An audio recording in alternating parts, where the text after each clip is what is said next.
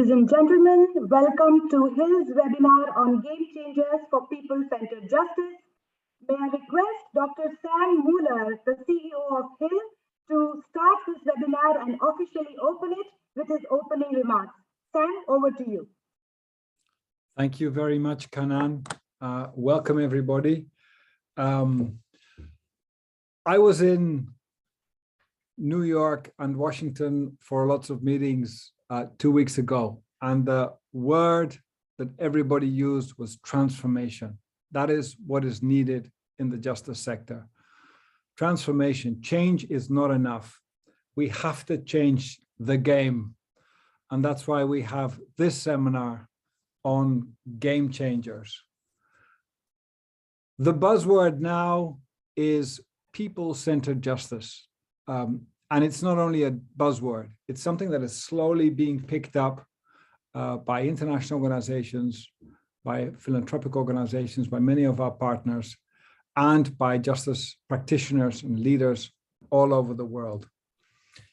And when you talk about people-centered justice, two things really are critical when we talk about transformation. Is one, transformation that puts users at the center of the justice system.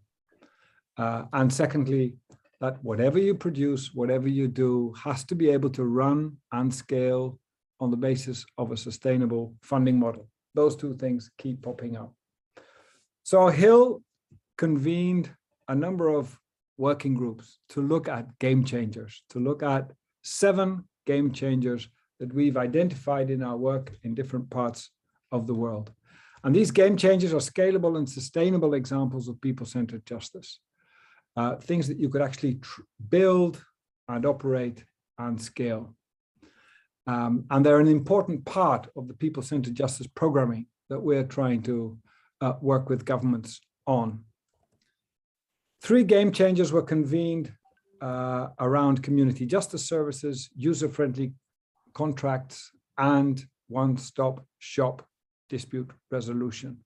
And we asked experts to help us think through how they work and what we can all learn to make them scale at a large level, the level that is really needed. Kanan led a number of workshops, and we've started putting all that in policy briefs. And it's these policy briefs on these 3 game changers that we are thrilled to launch today at this webinar. Now, along with these policy briefs, we've developed 12 cases, 4 in each game changer category. And that gives concrete examples of how people-centered justice happens on the ground. And already now in my conversations, I've got people asking, justice practitioners in countries asking, can you share those with me? These policy briefs will lay out the critical success factors needed to achieve the greater impact and the best practices that we need. So thank you very much for sharing that with us. We hope to continue to strengthen our work in these areas together with you. And we hope that many of these game changers will start running at scale in the coming years. Thank you very much once again for being with us, and thank you, Kanan, for moderating this session. Over to you. Thank you so much, Sam, for your opening remarks and for officially starting this webinar on game changers.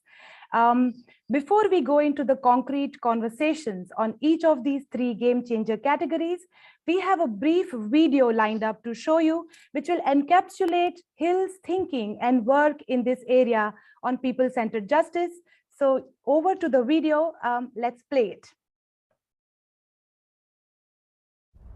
In this world, a staggering 5.1 billion people do not have adequate access to justice. That is 2/3 of the world population. It's people who get kicked out of their house, tough. People who get fired all of a sudden, tough. People who encounter crime, tough. They have no access to justice. They cannot claim anything, they cannot go anywhere, and all they can do is grin and bear it. Justice systems are viewed by most people in the world as complex, very hard to understand, ineffective, and often too expensive. So it's a problem that we really have to solve. And that's what we mean with making justice systems more user-friendly. We do this by putting people and the outcomes they need at the center, not institutions and procedures. User-friendly justice empowers people to resolve their problems so they could get on with their everyday lives. It's good for the economy and it builds trust. We help countries develop and implement national programs to reach a turning point towards people-centered justice. One of the key activities that we do, the tool which is called the Justice Needs Survey. We organize large-scale surveys in different geographies. This data helps policymakers to make laws and policies which can actually solve the problems of people. So as soon as the data is available, we bring together inspiring leaders from the justice sector to look at the data and develop actionable strategies that will help them close the justice gap. We support innovations that offer real solutions for people's justice problems. These game changers, as we call them, are scalable, sustainable justice services that reach as many people as possible. The demand for access to justice is rising in different parts of the world, and it is imperative that the governments, investors, civil society, individuals from different corners of the world come together to solve this big challenge that is out there here for humanity. The change that needs to happen will have to happen across the system. We want to make justice systems easier to understand, less complex, more accessible, and more affordable. That is user-friendly justice. We can only do what we do with your help. Making people-centered justice happen is a collective responsibility. Join us in making user-friendly justice a reality by 2030. I hope we could talk soon.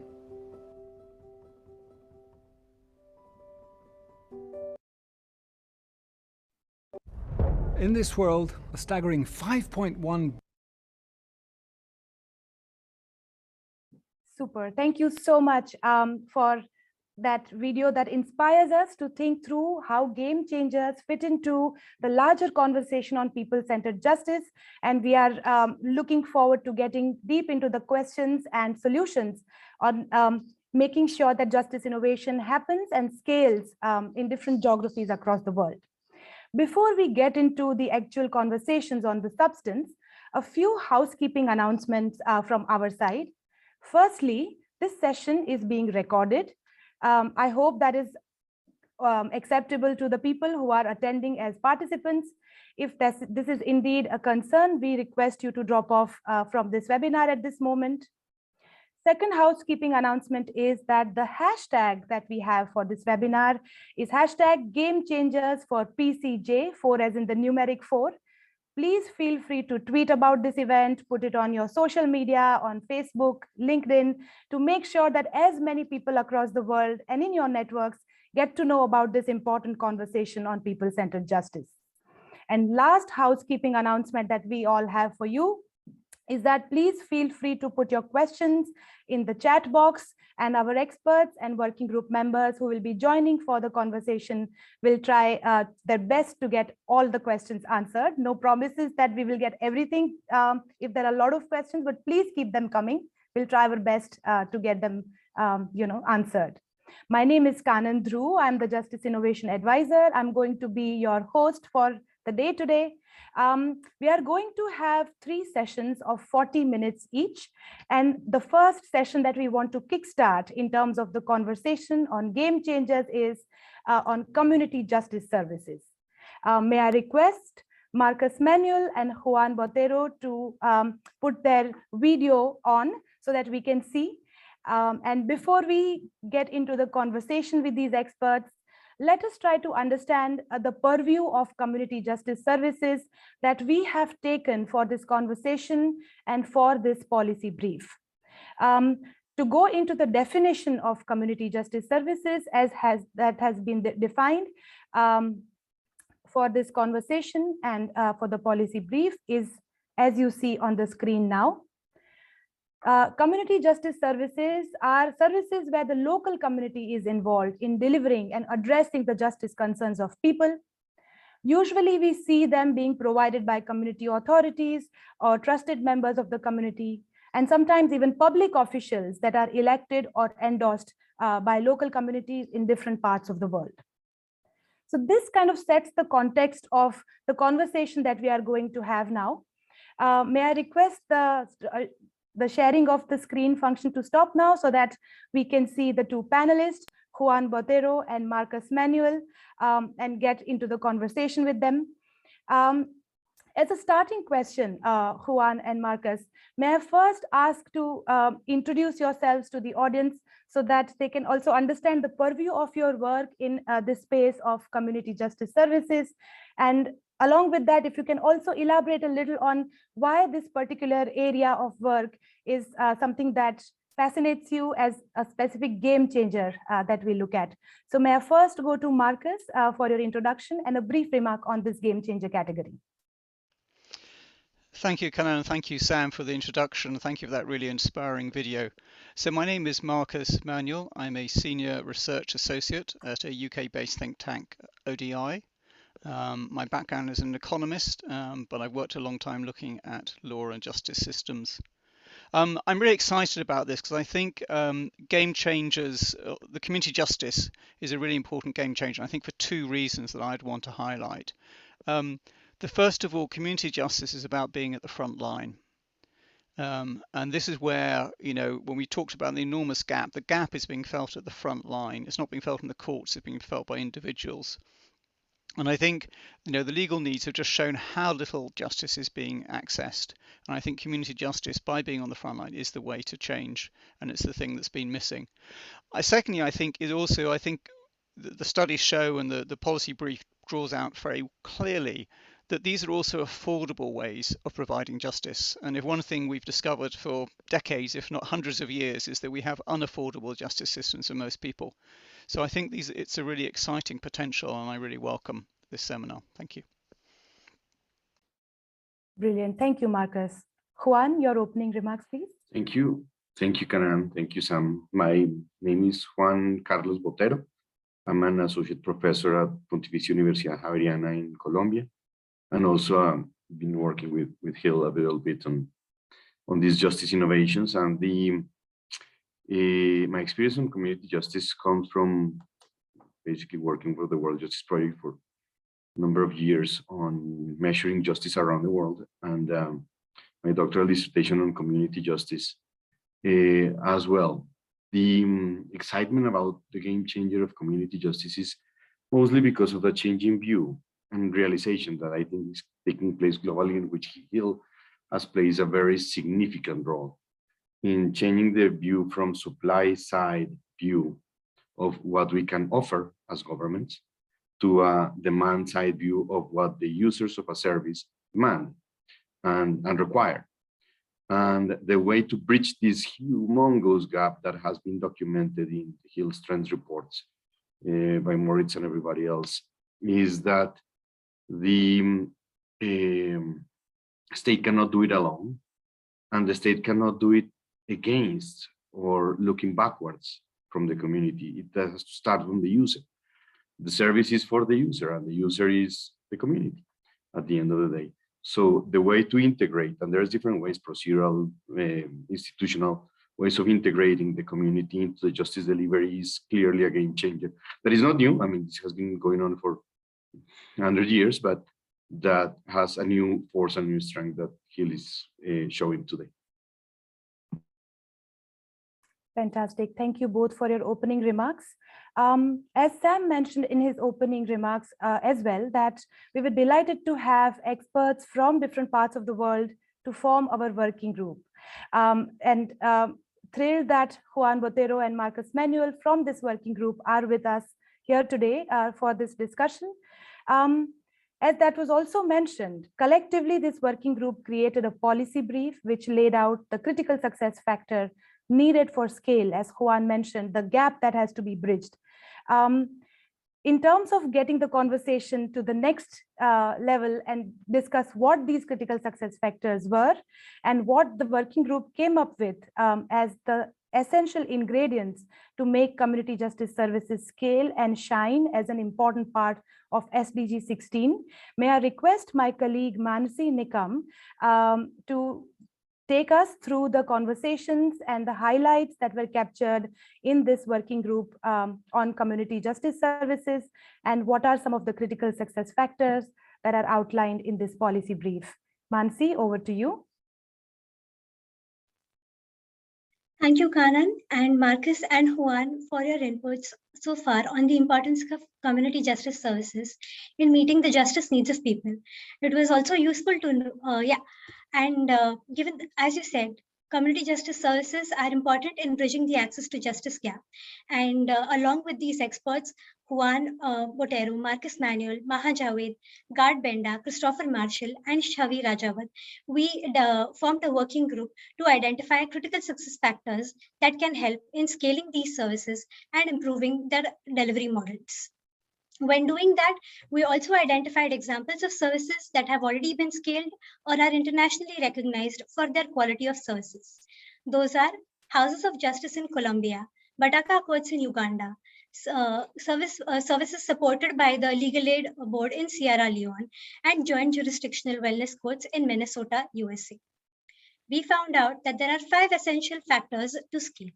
Those are standard working model methods for the community justice service, monitoring the outcomes that they deliver to people, combining the strengths of informal justice and rights-based dispute resolution, making community justice services affordable and financially sustainable, and lastly, building scale from the ground up.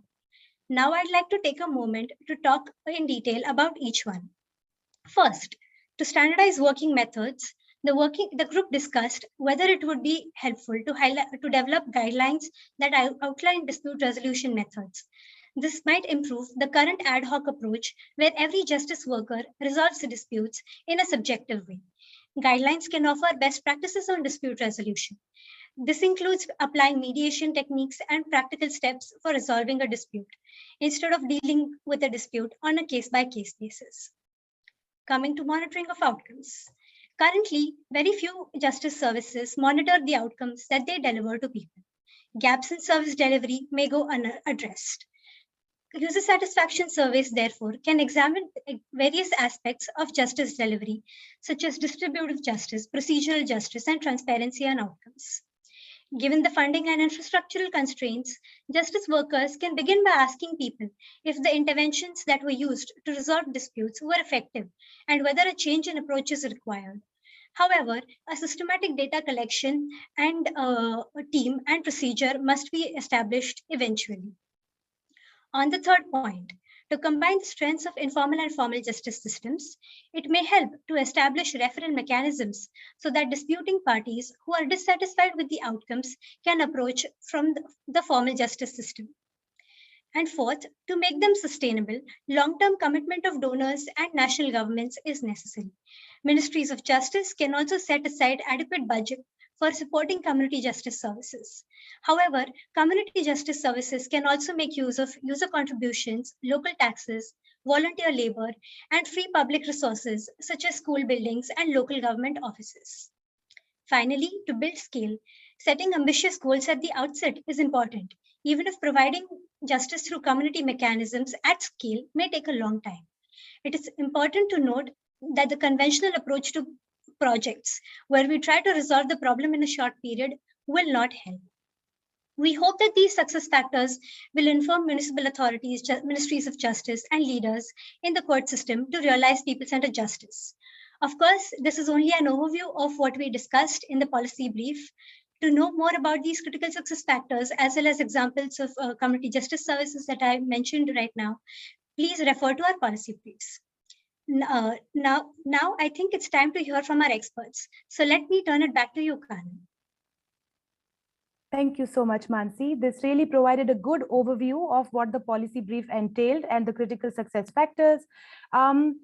very curious to have a little more kind of light from the experts who are with us here today to see what critical success factors specifically resonates with them and what would be the reason for their thinking so. So first, I would like to go to Juan and ask him from the discussion that we've had so far and the critical success factors that we saw, what are some of the areas that resonates most with you from what was presented? Thank you, Canon. The challenge in terms of ingraining community-driven justice delivery with the state-provided 100-year-old apparatus of justice. The challenge is multifaceted and is one that encompasses financing, encompasses procedural articulation and institutional coordination, and oftentimes interagency coordination. The critical success factor is how to articulate all of these elements into a way that is financially sustainable in the long run. Taking advantage of one that is the critical success factor, as I understand it in the case study of Sierra Leone that Marcus is going to present, is the cost per case of resolving a dispute. This is absolutely critical, but also the intercultural integration, which is clearly described in Maha Hayet's case study on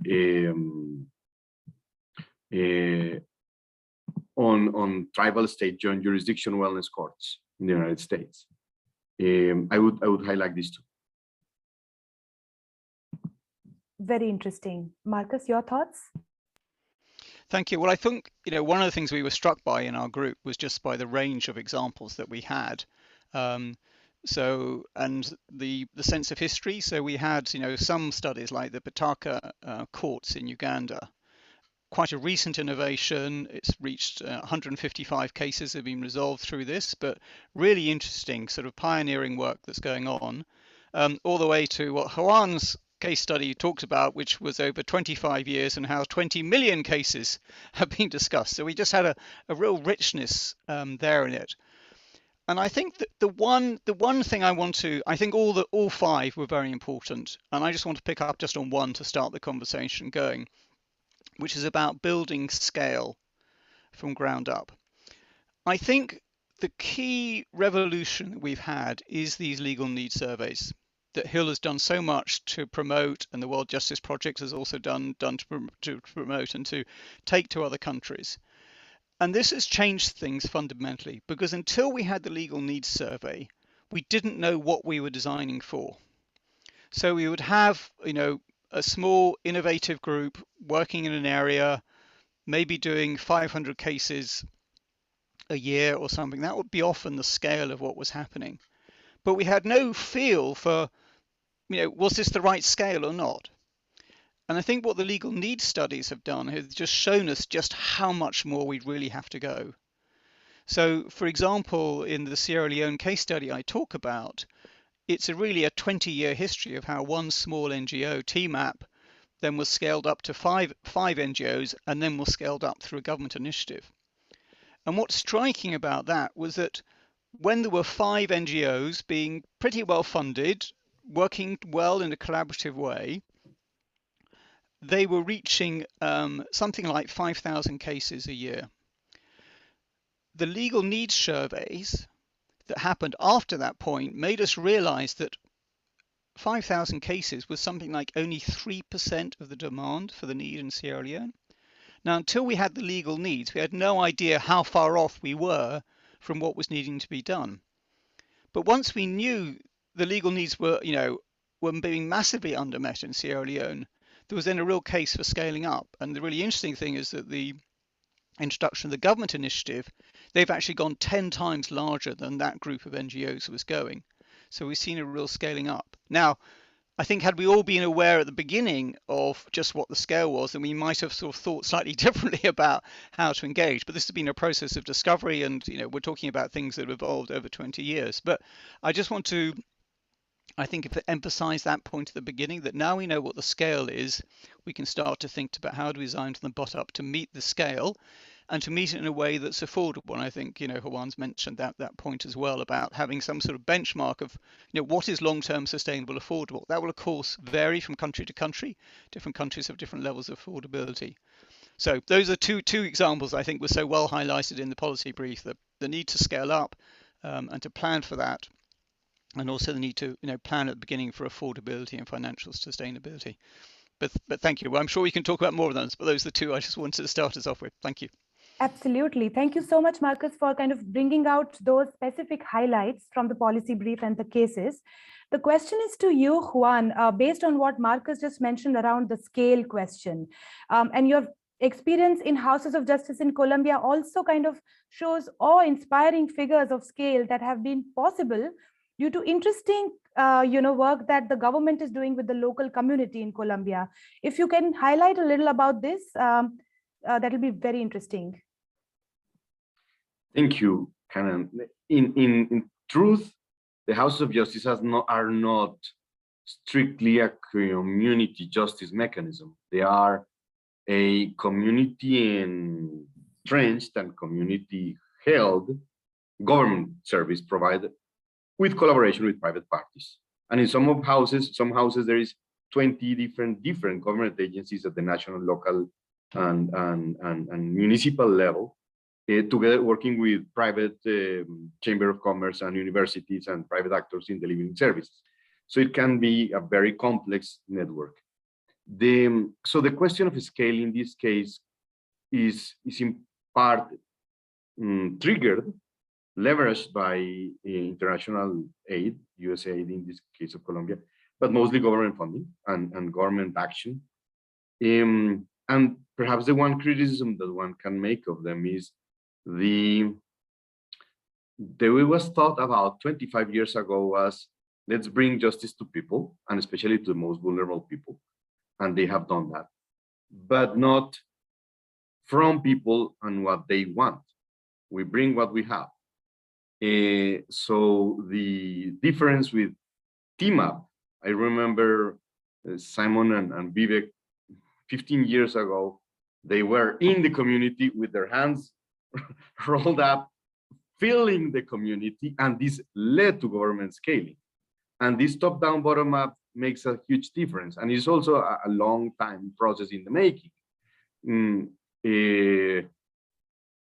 And some of the other examples that local county courts in council courts in Uganda are cases where the integration between the formal and informal and the way this is integrated procedurally, institutionally, and financially determines the key to success or failure. I think I would highlight that. That's fascinating. And also thank you for mentioning the point about the formal and the informal connection, especially in the case of community justice services. We also saw during the conversations of the working group as to how this could be done in terms of either the government kind of taking that extra mile in sitting with the community members to understand the local concerns more, or having the right appeal mechanisms to the formal jurisdictions. And once again, there is a huge variety, as Marcus mentioned, in the way communities organize themselves around dispute resolution. So very quickly to the both of you, starting first with Juan, because that is just from what you mentioned. Are there any specific best practices that you see between this formal and informal connections, or anything that kind of strikes to you to mention now that we are talking about it in this context? Well, in my previous job at the World Justice Project, I traveled to 80 countries and spoke with customary justice authorities in a number of them, many of them. And one thing that is absolutely clear is that this is idiosyncratic to a large degree. It is highly contextual. It cannot be standardized fully. And the way culture and interaction, even regions of Colombia, in some regions, the customary justice system works dramatically different to other regions of the country. This realization and understanding and accepting that fact is the starting point. But then you go to the policy brief, and then what you have there, a divorce is a divorce. A property, a land issue is a land issue, as Moritz Van Dijk often says. And this is not too different, as he says as well, from a broken arm. And why is it possible that doctors know how to mend a broken arm all over the world and they do basically the same way? Different cultures, but same problem. And justice cannot be solved somehow in similar way. So this path towards standardizing is also, and procedures and methods and best practices and guidelines that is so clearly described in the policy brief, is something that I think is worth exploring, again, recognizing the contextual uniqueness of each formal-informal integration. Brilliant. Thank you so much, Juan. Marcus, your thoughts on this question? I think what's really interesting about the work that HiiL's done and has come out is that we need a hybrid system. That where we've gone for sort of a binary, either it's all civil society working from the ground base, just community, or it's entirely about the government trying to reach down, you end up with failure. And I think that's what we're learning, and how we get that balance right, and how we manage that hybrid approach, and how they interact with each other and evolve with each other, I think is particularly interesting. And I think we're only just starting to think about how we do that. I mean, it's very striking that the Pataka court models is in a country, situated in a country in Uganda, where they have incredibly low level of courts. They have these local council courts, which are just the lowest tier of the formal system. And if you look at that, you'll think, well, that surely is community justice. It's going right down to that level. And the answer is no. You actually do need to go another level below that to take it almost down to the village level. And this is what the Pataka is doing. And that you need sometimes different approaches. It's not merely are you part of the formal structure, but are you informal in the way you operate and in ways which users can access you. And I think, again, that's what the Pataka court model, demonstrates, that actually you need a different sort of more mediation type approach, a more informal approach that's easier for users to engage with, that doesn't feel so threatening. But then you also need to be able to engage in the formal system if you really want to leverage the power and, assure that, human rights or land rights that exist in the Constitution are actually worked all the way down to the bottom. So, yeah, I suppose what I say is we need both. I also want to pick up this point about standardization, because that was, another of the policy principles that emerges from the briefs. And to echo what Juan said, I think what we are learning in the justice sector rather late is that the health sector has been doing this for a long time. And the health sector has got very good at standardizing its procedures, standardizing its way of operating. It's also got very good at realizing that, in poor countries, community health workers can play an enormous role in reaching out. Just because you haven't got enough doctors in the country doesn't mean to say you can't, rapidly expand the number of community health workers you have. So I think the whole, community paralegals, which are so much part of this community justice approach, is really important. And TMAP was one of the organizations that showed the way 20 years ago.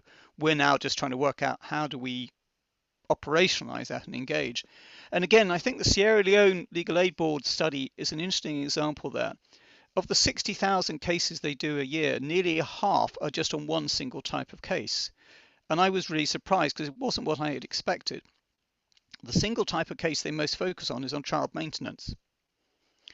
And I think that's really interesting, because child maintenance is a way of rapidly changing, often a single female-headed household's access to resources. If they can get their maintenance payments being paid, that makes a real transformational difference to the finances and the position of that household. And also it's something you can streamline. The Sierra Leone Legal Board has actually taken some legal innovations about how they manage these cases, how they make sure payments are happening. And that there's real economies of scale when you do that at a countrywide level. So that's a really interesting example of what you can do with standardization. It also drives the costs down, but also allows you to reach, far many more people. So I think, standardization is a really interesting concept. I think we're only just beginning to explore. Thank you. Brilliant. Thank you so much, Marcus. And so much, in what you said about standardization, but the monitoring of outcomes and understanding what the data says, as you mentioned, which kind of justice problems are coming up. I'm going to have to stop you there. Let's have a bit of debate. You mentioned outcomes, and I deliberately have not mentioned outcomes, because I think that is the real weakness of where we are at the moment. That, unlike the health sector, where they are monitoring outcomes, does the child survive? Do people get better? They are very good at that. I think in the justice sector, we're weak enough. Juan, I think, you know, even in the houses of justice, that's one of the issues and the concerns about what needs to happen next in the houses of justice in Colombia, that, you know, they need to monitor outcomes. But if it's true in Colombia, where they've got a much more sophisticated system for thinking about things, it's even truer in other countries. I just don't think we're beginning to that, and just we are at the moment counting the number of cases we listen to. We're not necessarily counting the number of disputes that we actually resolve, let alone what was the outcome in people's lives. I mean, HiiL's trying to make us think about this. The whole journey process, the legal needs, is making us think about these processes. But I would say we're a long, long way away from that process. Sorry, just wanted to pick up on that point. Thank you. I want to answer right away. Yes, please go The on. justice system in the entire planet does not know what the world outcome means. And I have met with chief justices in 100 countries at least. And the world outcome, how in the way the health care is defined, they know how many cases, and sometimes they don't even know that, how many cases are handled, but no people's satisfaction. And then there's pioneer work again by HiiL 15 years ago on, there's dimensions of justice by Martin and Moritz. And those dimensions of justice can be measured.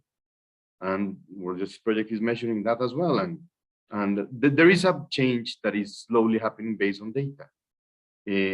But the notion that state justice institutions, when you take the judicial statistics of a very sophisticated judicial statistics agency like the Canadian one, or the Bureau of Justice Statistics in the United States, they do not monitor outcomes.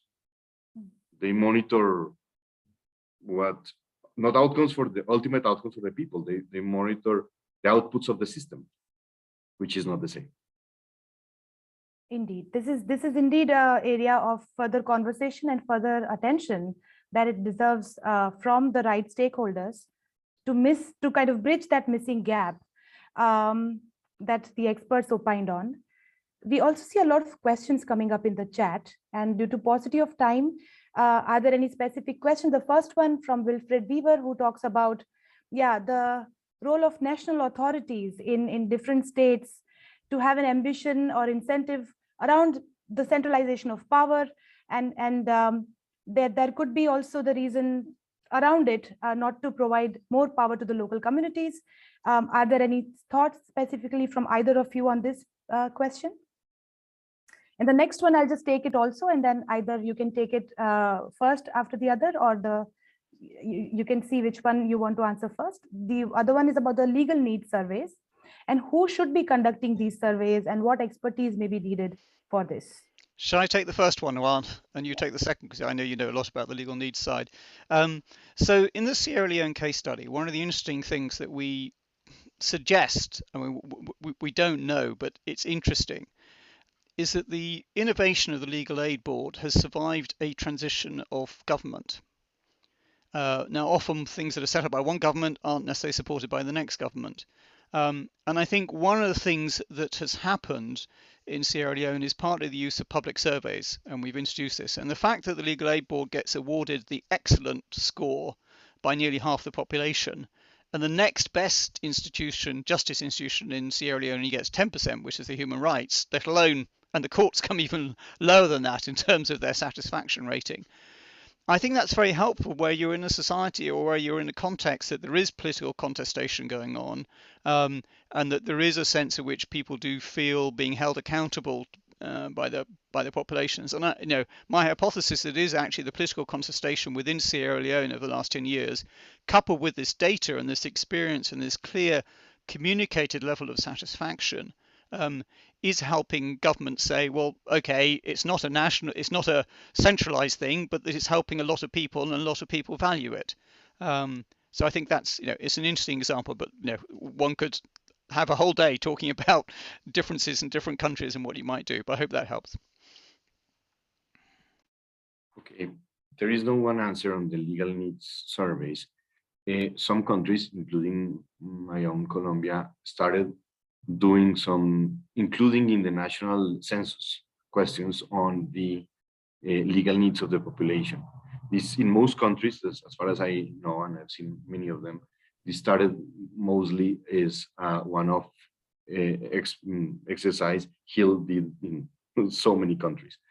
And but eventually, how much this integrates into the government thinking on measuring justice is something that is a process that is only starting. I remember, 5 years ago, I had a meeting with heads of statistical agencies of a number of countries in which our point, I think it was with Sam Miller probably, our point was, this can be measured. And they said, no, this cannot be measured. This is not part of what we measure. But it is, and some countries started doing it. So who has to conduct that? Eventually, it has to be part of the whole data gathering exercise of the government.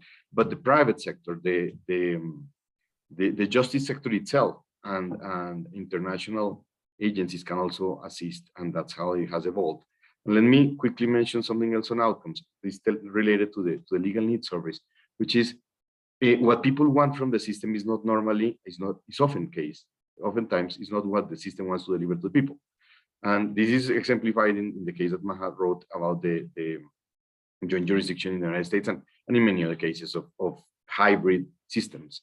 Because, for instance, the restorative justice aspect of customary justice systems has to be made part of what the system outcomes from the point of view of the people is expected. And one point that I like very much about this case study that you developed is that this can be done even very simply and low cost by asking a few questions to users and systematically collecting very basic data. This does not need to be the Census Bureau working on that on a nation scale. This can be done easily, small, low scale, low cost, and start building the case that eventually has to go there. Thank you, Juan. I know there are a couple of questions. We'll have to wrap in a couple of minutes maximum. So there is a question from Nazira around integration of formal and informal. And there is a question from Peter about feedback mechanism between the government and the community justice services. If you can take it very, very briefly. I know we need more time to explain this, but then I also want to talk briefly about the next steps on this. So quickly, these two questions, if any one of you want to take. Why don't I just do two quick things about this, and happy to follow up with individuals afterwards. I think motivating the integration of informal and formal is tricky and sometimes very, very, very difficult. And the Sierra Leone Legal Aid Board provides a very good case study of how many years it took to persuade the formal system to engage with community paralegals and to accept them. And I think we're seeing that in case in many countries. And what seems to matter best is the data and the evidence. And if anything, it's the example of what the paralegals in Sierra Leone had done for many years and their impact that really helped make that change. I just offer that as one example. And in terms of the examples of feedback, I mean, Namati is a classic case has got many examples of on its website of how this has happened. And it is really tricky to do politically well. And sometimes you have to separate out the people who are doing the groundwork need the authorization of the central government, so it can't necessarily be the same people who are lobbying the central government to make changes to what's happening. On the other hand, their information from the ground has to feed up to the national lobbying. So there's some political complexity around that. Thank you. Thank you both. And very quickly, just add that there is a risk of political capture from the state institutions and bureaucracy of what the community has been doing for years or centuries. And that is a risk that has to be prevented. And that is also the way to do that is the feedback loop, the way who owns it, what is the owner of that. And at the end of the day, it is for the community, and it is the community. And making the right balance in power sharing with the community is critical. And again, as I said at the beginning, this is not a one-size-fits-all formula. This depends on the context and the realities of history of the particular community. Absolutely, absolutely. And from this conversation, it is evident that more work is needed in this movement of taking community justice services, further forward as a centerpiece to SDG 16. Very quickly, in a couple of sentences from both of you before we wrap, on how do you see this movement going forward? Marcus, maybe first to you. So I want to suggest one change, And that is that you won't see myself or Juan speaking at these events. You'll see the people who are actually doing it, speaking at these events. So I long for the researchers that we can move out of the way. I would so loved the chair of TMAP, one of the community paralegals in Sierra Leone who's worked on this for 20 years, the person that persuaded the government to accept paralegals, or the chief executive of the Sierra Leone Legal Aid Board. They would all be brilliant and powerful advocates. And I just want to give thanks to Mott Foundation who are helping us to research that and bring more of these stories to the attention, building partly on what's being done here. So I think that's what will make a difference. There is a lot of research going on, and HiiL's inspired a lot, and we'll need to continue to work. And I see you've already posted some links into work that I particularly would commend, and I think it's interesting in that respect. Thank you.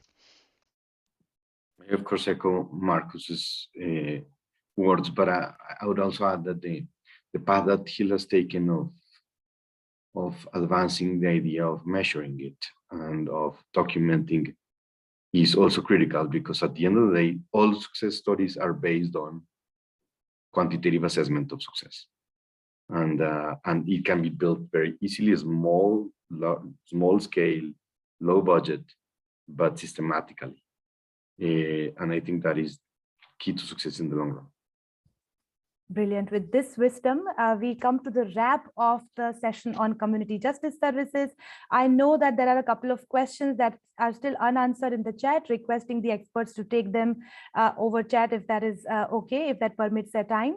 But with this, thank you so much, Marcus and Juan, for your time, for this very interesting conversation, and something that really provided more thought that we need to put collectively as community working towards this important game changer category. I guess we now move into the next conversation on user-friendly contract. Thank you both. Before we go into the next session, there is a brief video that we will be playing on game changers as a concept and some of the movers and shakers in this space. Thank you. Since 2010, HiiL has been running the Innovating Justice Challenge. Through this challenge, we have come across thousands of justice innovations. With our research, we have developed 7 categories that show the most promise. We call them Game Changers. Game Changers are products, services and models that have the potential to be sustainable and scalable. They are solutions to people's most prevalent and serious justice needs. These are the case studies of 2021. Creative contracts. We produce comic contracts for farm workers. They are often illiterate, and so they find text agreements difficult to understand. But text agreements are also not very engaging. JustFix. At JustFix NYC, we build technology for housing justice. We believe everybody has the right to a safe and healthy home. We provide tools for both tenants and tenant advocates to build out strong legal cases and connect in a meaningful way. Rechtwijzer. Op onze site vindt u veel informatie over wat er bij een scheiding komt kijken en kunt u gratis uw situatie in kaart brengen. Als u er toch niet helemaal samen uitkomt, is er online professionele hulp in de vorm van bemiddeling of een externe beslisser beschikbaar. House of Justice. No es que el Ministerio de Justicia y del Derecho les imponga una forma de construir sus protocolos o sus iniciativas de fortalecimiento de la justicia propia, sino que lo que hacemos es acompañarlas en la construcción de las estrategias de fortalecimiento de la justicia propia.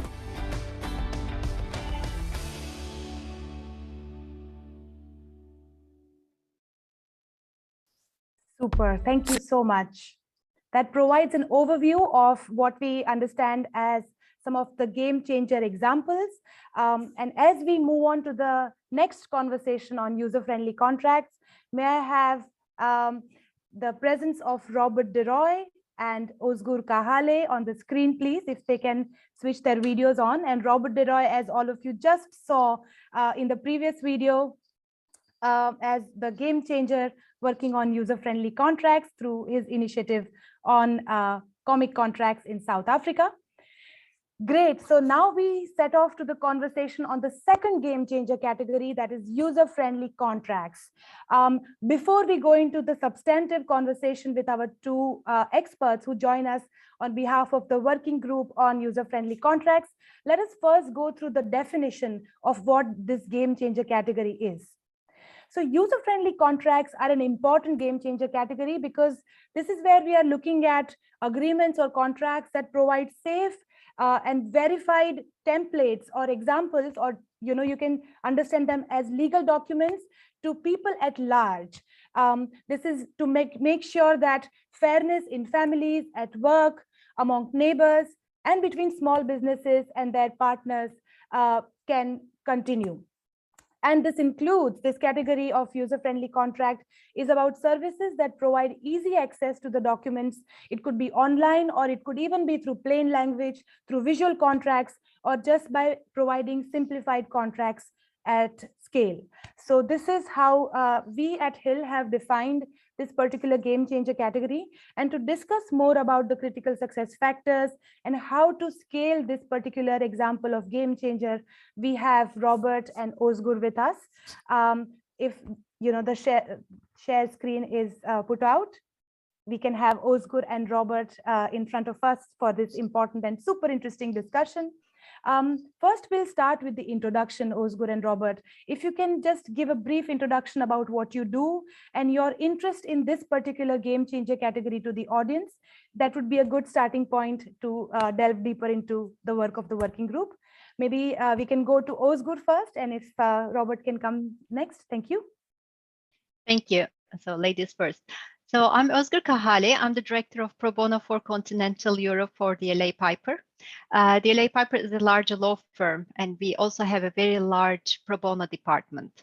Pro Bono is the free legal advice we give to 6 types of clients: individuals who cannot afford justice, non-governmental agencies, UN agencies, academia, social entrepreneurs, and least developed countries.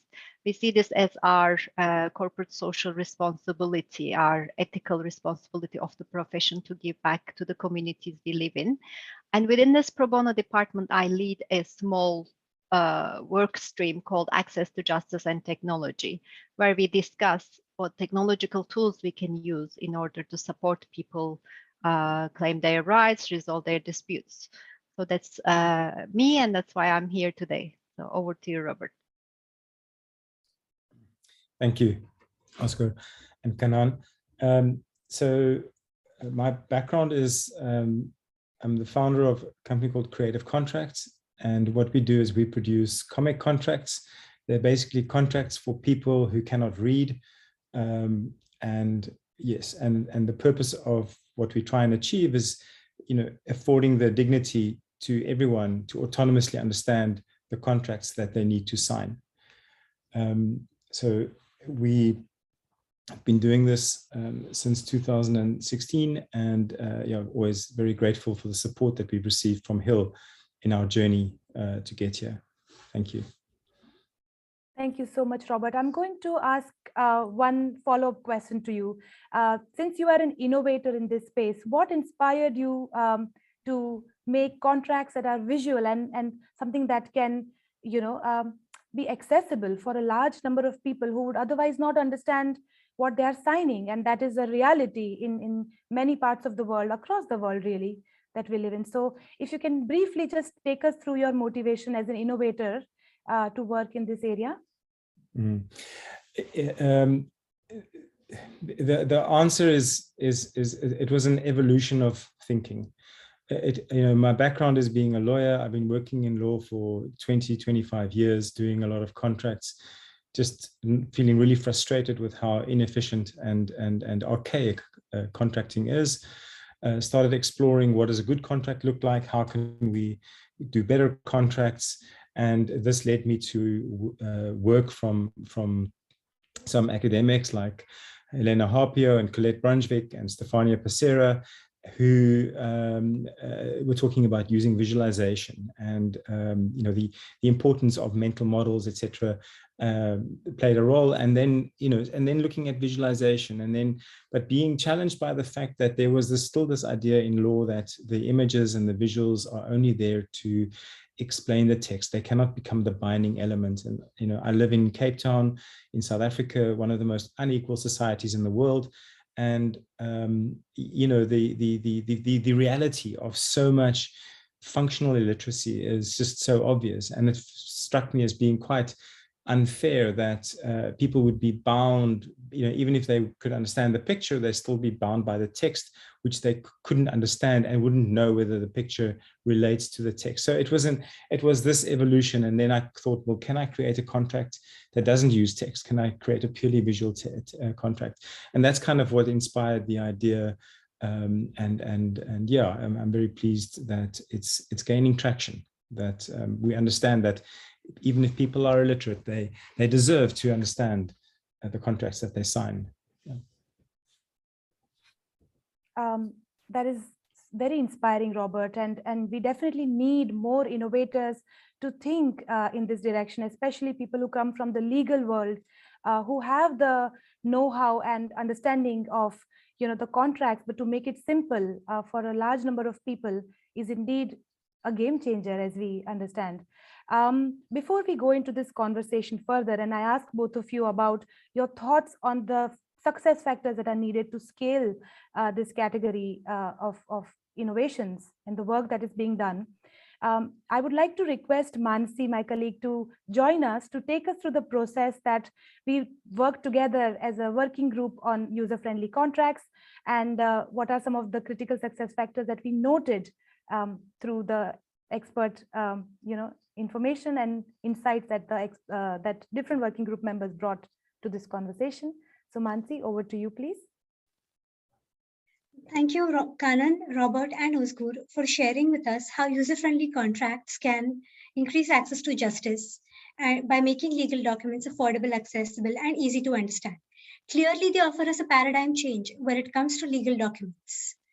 As my colleague mentioned, we at HiiL formed a working group to understand how to scale and improve the quality of user-friendly contracts. The experts who are a part of the working group are Robert D. Roy, Özgür Kahale, Fancola Odeli, Laura Kalioma Puha, Paul Neo, and Sally Goyer. With the help of insights provided by the experts, we developed a policy brief and cases on companies or organizations that provide user-friendly contracts. Those are DIY law in Nigeria, world commerce and contracting in UK, comic contracts in South Africa, and Avodocs in USA/Ukraine. We found out that there are 5 factors essential to scaling user-friendly contracts. Those are optimizing user experience, showing and optimizing the benefits for client companies, changing the mindsets of lawyers and companies on contracting, developing a financial model, and lastly, a supportive regulatory environment. Now I will highlight details of each of the critical success factors. First, when it comes to optimizing user experience, lawyers and contract designers can focus on 3 things: having visuals, having plain language in the contract, and making sure that the contract does not have irrelevant clauses. Secondly, to equip lawyers and contract designers with the skills necessary to draft visual contracts, it's useful to provide them with access to templates that can guide them in how to organize information. Using the right visuals, such as icons, flowcharts, tables, is also useful. World Commerce and Contracting offers good examples where they have developed a contract pattern library, which contains templates that users can use as inspiration when designing contracts. Another essential factor for scaling user-friendly contracts is showing and optimizing benefits for client companies. Companies such as Shell, General Electric have used visual and simplified contracts, and they report that there was a reduction in their negotiation time, a reduction in the number of revisions made to the contracts, and an increase in the number of accepted terms and conditions. It's important to acknowledge that these benefits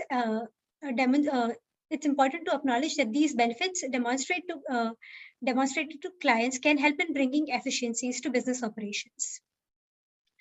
On the third success factor, lawyers prefer to rely on long-established standard contract terms, language and formats, and precedent documents. As a result, visuals are rarely used in contracts. Moreover, law school curriculums also do not introduce students to principles of legal design thinking or reimagining the way contracts can be developed. To that end, we suggest marketing these visual contracts using case studies of companies that have already been adopted. We also think user-friendly contracts will be much more widely used if more influential figures in legal profession start advocating for them. The fourth factor critical to scaling user-friendly contracts is having a sustainable business model. The examples of user-friendly contracts that HiiL has worked with indicate that having a business-to-business model or a B2B model is financially viable as compared to the business-to-consumer model. However, to increase access to justice, one method that can be adopted is that the company offering user-friendly contracts can offer differential prices for both businesses and individual consumers. And lastly, having a supportive regulatory environment is essential to scaling user-friendly contracts. Most legal professionals or bar associations have so far not commented on the enforceability of visual or simplified contracts, so there is uncertainty among legal professionals and the business community about their legitimacy. As a result, the demand for these contracts remains low. To remedy that, judges and lawyers need to clarify the legal enforceability of these contracts, online as well as visual and simplified, as was done by Robert French, the former Chief Justice of Australia. These contracts can also be made mandatory, or disincentives can be built into the system for using a traditional contract. While I have outlined key messages for each critical success factor, you can know more about them by reading our policy brief. Now it's time to hear from the experts. So Kanan, let me turn it back to you. Thank you so much, Mansi, for this really succinct and clear overview of what the policy brief outlines as critical success factors. First, let me go to Ozgur for her reactions on, what you observe as the necessary ingredients to make sure that this particular game changer category scales, especially because you bring the very important law firm perspective. What really stands out for you from what Mansi just mentioned from the policy brief? Thank you, Kanan. So I'd like to take a step back and talk about why this is a game changer, why it's important to have user-friendly contracts. So what we're trying to do with user-friendly contracts here is that make people autonomous and document what their intention and what they want is, so that we have less dispute resolution. So people, can agree on the terms, so that they don't, we're going to have ODR after our session.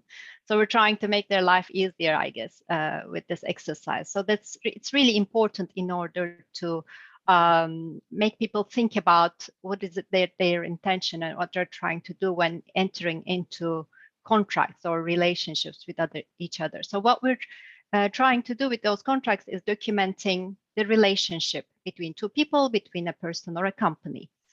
And we have to also a little bit question the role of the lawyers in the society while thinking about the user-friendly contracts, because the law became so complicated that lawyers became gatekeepers, but whereas lawyers were enablers in the past.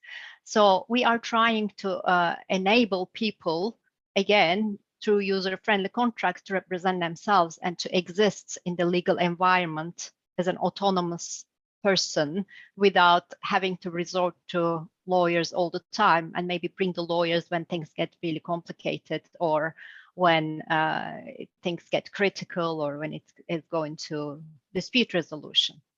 So that's why it's really important from an access to justice point of view to support this work group, this user-friendly contract that this thought. But there are a lot of obstacles, actually, we've identified, unfortunately. They're not obstacles, but they're challenges that we need to overcome. The first one is scaling. And I know this really, before scaling, I'd like to give you the viewpoint of having worked as a commercial lawyer and now working on the side of access to justice. my observations. So I was a transaction lawyer, so our work was about drafting contracts, and they could go to up to 200-300 pages with every eventuality catered for, so that there is no uncertainty in the dispute resolution stage, that people would know the outcome. And that is why these contracts get really, really long and complicated, because people would like to control things. They would like to control every eventuality. And from there, and working in a law firm, for example, we sign engagement letters with our clients before we take them on. So our engagement letters could go up to like 15 pages. So again, we would like to control everything that conditions that apply to our engagement. From there, now I became a pro bono lawyer, working for access to justice, supporting individuals. So our clients are vulnerable individuals, for example, asylum seekers or refugees in the country who don't speak the language well, who don't have the sophistication to understand 15 pages of client engagement letters. So I went to our general counsel saying that, look, the engagement letters that we sign with individuals need to be pared back. They need to be simplified, and they need to be made user-friendly, basically. And the pushback that I got at that moment is, or not the pushback, but the question I got, then how are we going to deal with the risks? So that is going to be, that is the most important point that the user-friendly contracts will face, is facing now, will face in the future. The companies or the other side of the contract will think that, okay, well, how do we deal with the legal risks if we want to keep it short and easy? Yeah. And the solution, we've offered, or we may offer to this question, is that, to this concern, is that you do not need to cater for all eventualities in a contract. Maybe the legal system could cater for that, but it is just documenting the relationship at the moment, and the basic intentions of the people would suffice in order to, help people move on with their lives, actually, as opposed to trying to control everything and anything. Yeah. And this is one point in scaling up, or one point that could come from law firms, lawyers, one argument that might be put before. And the second, can I just quickly interrupt and bring Robert's perspective here, because I think what you said is super valuable to what innovators such as Robert might face from the legal community, and then would love to kind of just come back to you for the second point. But very quickly from Robert, your reflections on what Ozgur mentioned, and what is the hesitation from the legal fraternity, even from your personal experience of designing commie contracts. Yeah, I think Ozgur raised a very, very good and very typical example, which speaks to Sam's introduction of this session. It's, if you want to provide access to justice, then your focus must be user-centered. It must not institution-centered. So, unfortunately, the first reaction of the institutions like large law firms, etc., is to say, okay, well, how does this impact our risk? That's if that's the wrong way of approaching it. You have to approach it from the user's point of view when you're designing your solutions, and how the institutions of law, not just the lawyers but also the courts, etc., should look at this, and should look at enabling innovations that facilitate access to justice. So that's what Ozgur described as a reality, but if we want to transform, we need to adopt a different perspective, and I think that's a critical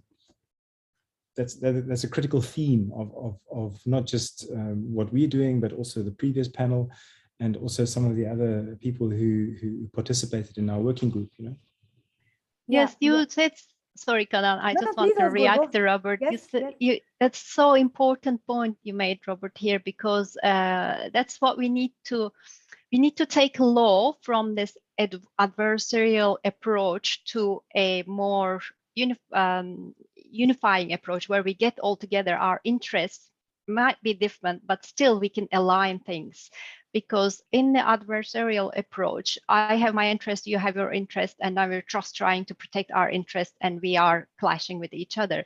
Whereas, for example, when a law firm contracts with a vulnerable individual to give them pro bono support, kind of our interests are aligned and we're trying to help them, and but trying to protect ourselves by being sued by them, but it's a very little risk. It's not something that's going to happen. Therefore, there is no need that much protection. So we have to, while trying to do this, we might trying to ask people to change their perspectives and have people as the center. We could tell them that your interests might be aligned, even if you do something, you're not protecting yourselves that much.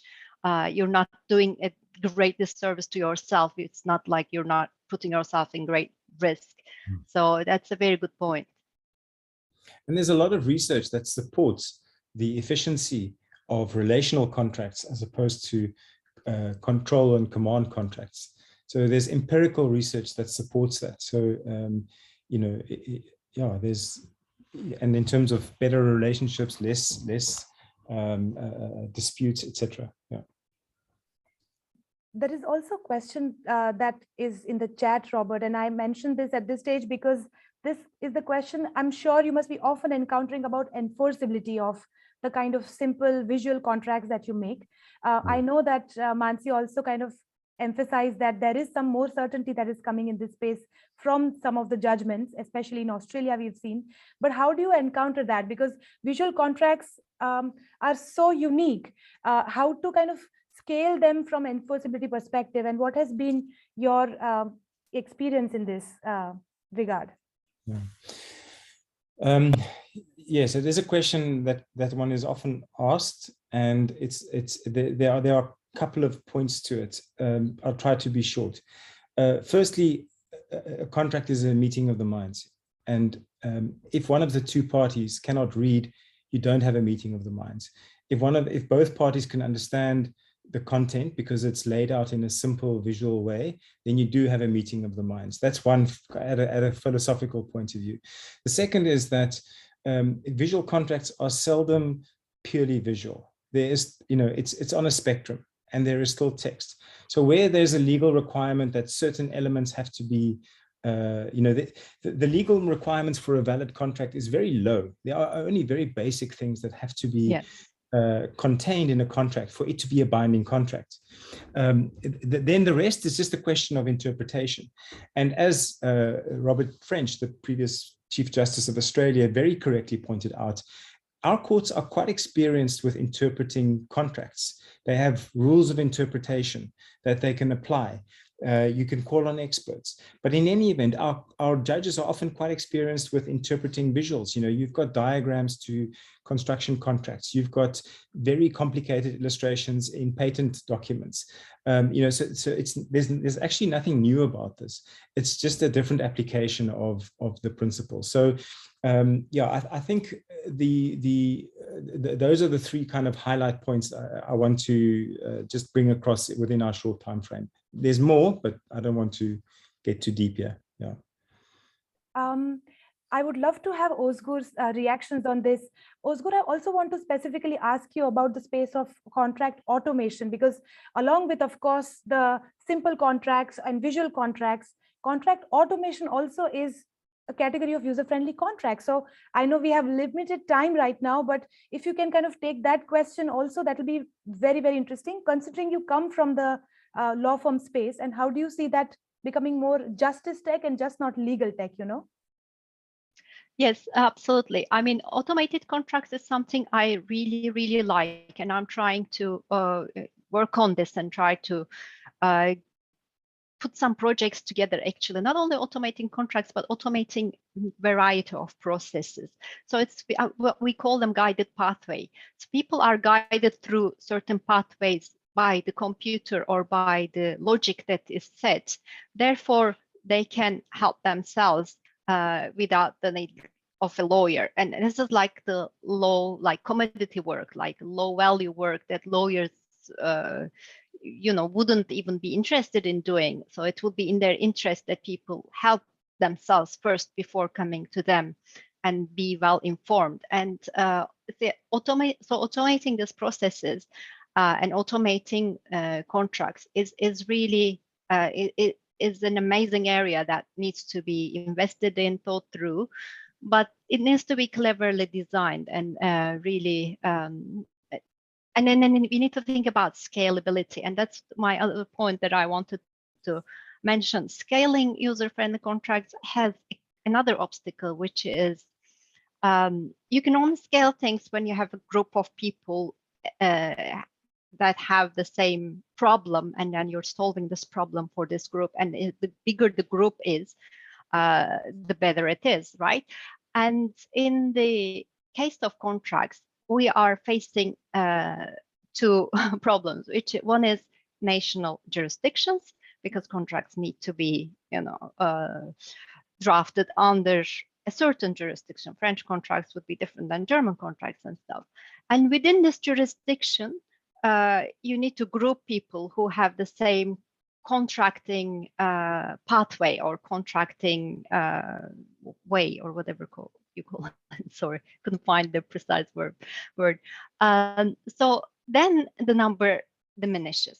But in the world, there might be these people might be connected all around the world, but national jurisdictions split them actually. So if we could find a solution for this problem, that would definitely move a big barrier in front of the user-friendly contracts. And in my very, I'm a person who likes to dream a lot. In my dreams, that would be the national jurisdictions will disappear. We'll arrive at, like, I don't know, a world court and a world jurisdiction and stuff. Okay, but we're very far from that at the moment. So we need to maybe find an interim solution until we can get there actually. Yeah, but I think there's a very, there's a very rich industry of people who are developing, digital contracts. And, from our working group, if you look at Fonkala from DIY Law in Nigeria, really in that field of enabling business to enter the formal economy, they're providing a solution. There's such a huge need to share this device of a contract, which is such an enabler in our market economy, with a massive people that currently don't have access to it, and technology such as these contracting solutions, and also what Avodocs does from the Ukraine. It really enables this in absolute numbers, a large number of people that currently don't have access to that device, and brings them into the formal economy, which is what we all want, to improve improve the access. So yeah, I think it's yes, national jurisdictions are a challenge, but in the meantime, I think, from a scalability point of view, there is sufficient need in every jurisdiction for people to support organizations that are trying to meet needs within those jurisdictions. Yeah. Yes, and Sally from our working group through World Commerce and Contracting is also doing a fabulous job in bringing some of the best cases and best examples together in the pattern library. So that is also one of the case study that we have worked on as part of this policy brief. And there is a ray of hope. I mean, I see Alexander mentioning in the chat about in Brazil, there are some of the court sentences that are published in a drawing format, like a comic book. So that is the government itself taking this initiative. But the questions are there as well. I mean, there is one more question that we see in chat from Michael, who mentions, yeah, what are some of the ethical questions and risk of muddying the waters? Would either of you like to take this question or any reflections? Yes, I read it and I was thinking about it. Thank you, Michael. This is definitely another concern that the lawyers or bar association would put for us for what I've said, aligning the interests and stuff. Because at the moment, the legal system is not. Can you still hear me? The voice is breaking a little bit, Ozgur. Okay, sorry. I think my internet connection was unstable, but it's back now. Yeah, Is it's it back better? now. Yeah. Okay. Okay. Yeah. So I think the legal system at the moment is what Michael addressed. This is how it is at the moment. And if we just come and try to change it, this is going to be the reaction. But where we want it to be is a little bit different than that in the future, where we should be. So if we can start crafting some exceptions to this rule, then maybe these exceptions could, be the large part in the future, and then the way it is could be the smaller part. And the exceptions could be maybe crafted for when we are supporting extremely vulnerable people, and there everybody's interest should be aligned with this person's interest. So because we're trying to, so to speak, save someone, so we're not gonna say that they're, the lawyer, for example, representing the landlords, so no, I couldn't answer it properly, but that's along those lines. Yeah. Maybe I could just maybe add two points. The one is that I think a lot of the solutions from our working group and is about providing people access to a contract, which they can access themselves without the presence or support of a lawyer. That's because people can't afford lawyers, right? So that's the first thing that we try and do. The second part is that by making user-friendly contracts, part of that is making them transparent, which also reduces the need for having this idea that parties have to be represented. It's really looking at taking the user's point of as a point of departure and their perspective and their needs as the priority, and then looking at these other questions, which are often vested interests of institutions that or currently still dominate that discussion. Yeah. Sorry. No, that's very true, Robert. Sorry, I didn't mean to interrupt. No. And that is exactly the conversation that we were having during the roundtables as well, that, user-friendly contracts need a little bit of a movement of bringing together different stakeholders working in this space to create that sensitization and the awareness that, the change is possible. And this is really the people-centered way of understanding agreements and how people kind of contract, really. Any thoughts, any parting thoughts, because we have to wrap this conversation in the next couple of minutes. Any last questions from the audience, please put them in the chat and that can be taken offline. But Robert, maybe first I'll come to you in terms of how do you see this movement of user-friendly contract going forward, and what may be needed? If you had to kind of have the magic wand, what would you do? Yeah, I'd like to say two things. The one is that if anyone is interested in this field of user-friendly contracts and is considering doing it, my first answer is it's possible, it's exciting, and it's extremely rewarding to get into this space.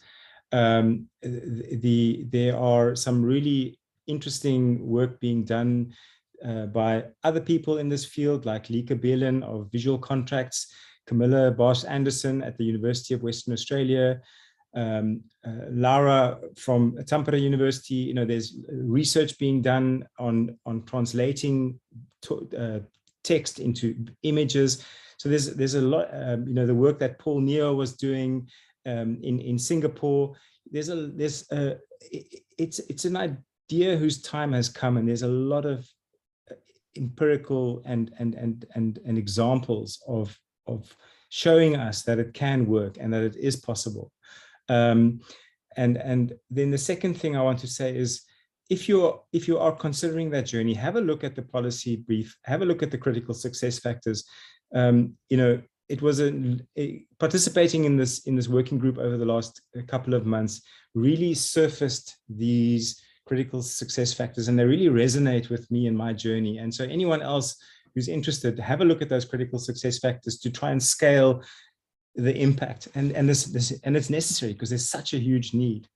Those critical success factors, to my mind, are pretty spot on. Yeah, thank you. You already have, someone who believes in it in Kyrgyzstan from that pitch, Robert. That was so inspiring. And then you stand as one of the, prominent voices and doers in this space. Ozgur, your parting thoughts and concluding remarks on what may be needed to take this movement forward. Yes, so user-friendly contracts are, I think, a big part of a bigger thinking, which is called legal design, and how to design our, the relationships, legal relationships, in a more user-friendly way. And this thinking actually is a bit needs revolutionary thinking a little bit, just like think about what's not working and not try to fix it by within the system, but how can we do things to change the system a little bit while trying to fix things, change our thinking and stuff. So I think user-friendly contracts has this element to it which could revolutionize. Oh, I'm sorry, I can say the word. Pronounce it, the legal systems, the justice system, and that's why it's very exciting. And yes, using automation to do that, or comic contracts for illiterate people. There are lots of ways of achieving that. Thinking, using legal design, and yeah, and Robert is a great, testimony. The person who's already doing and working on it. I'd urge you to reach out to him for more information. I am here, I was just here to give the perspective of the law firm, the challenges, and the bigger picture. But I really appreciate the people who are, in the field actually doing it, like Robert. So, and thanks for the invitation to this panel, Kana. Brilliant. This is a great conversation. The two much needed perspective on user-friendly contract and scaling them. Thank you, Ozgur and Robert, for being with us and representing the working group on user-friendly contract today with us. Really interesting session. Hate to kind of put an end to this, but we have another exciting one coming up shortly. So, as we move on to the next conversation, there is going to be a little bit of a video that is going to be played on outlining the need for people-centered justice and how important this problem is. And then we go to the next conversation. Thank you.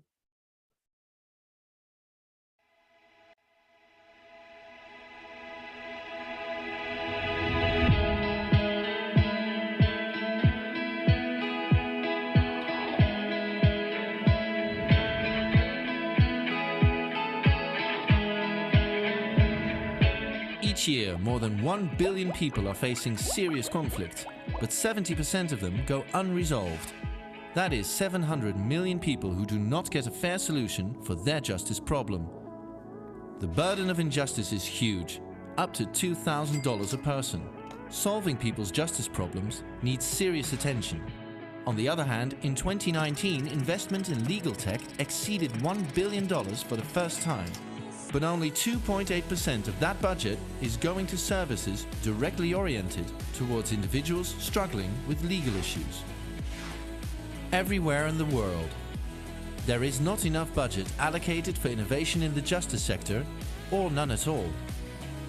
Every day, the justice gap is becoming bigger. So how do we resolve these problems?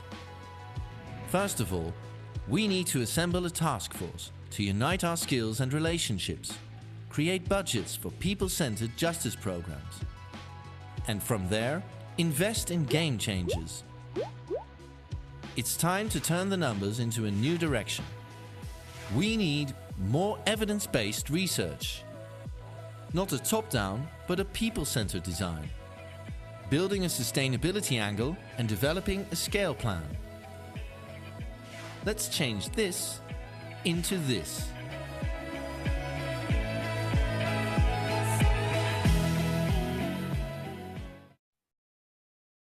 Brilliant. Thank you so much. Let's make change happen one game changer at a time. We are now about to begin the last and the third session for the day, which is on the game changer category called One-Stop Shop Dispute Resolution. To discuss this particular game changer category and the policy brief.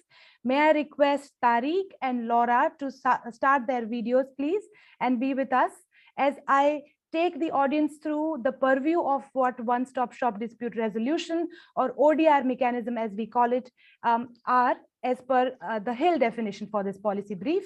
So if we may go to the next slide, one-stop shop dispute resolution mechanisms or systems, as we call it, or platforms as well, they integrate information, negotiation, mediation, and adjudication aspects of a dispute on one platform or one system.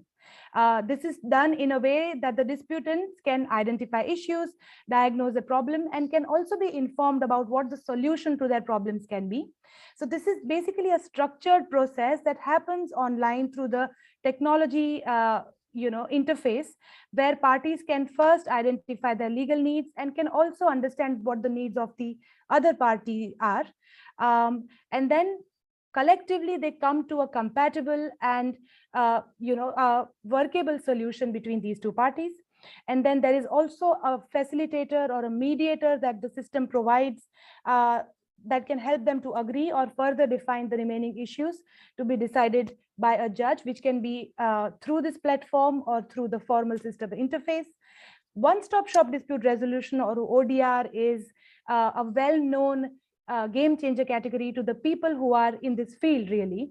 Especially after COVID-19, we have seen a lot of formal justice systems also taking this particular game changer seriously and integrating that in the systems as well. So there is a lot to discuss here and a lot to unpack. So I think we can get the conversation started if we can have the screen back to the speakers. We have Tariq and Laura as we see them on the screen. Welcome, Tariq and Laura. Let's get this conversation started. Super excited to learn and understand from both of you about ODR. Maybe we can start with a brief introduction. If you can introduce yourselves and also tell us a little bit about your background in this space. So what excites you about one-stop shop dispute resolution as a game changer category? Let's start with Tariq first, and then we come to Laura. Sure.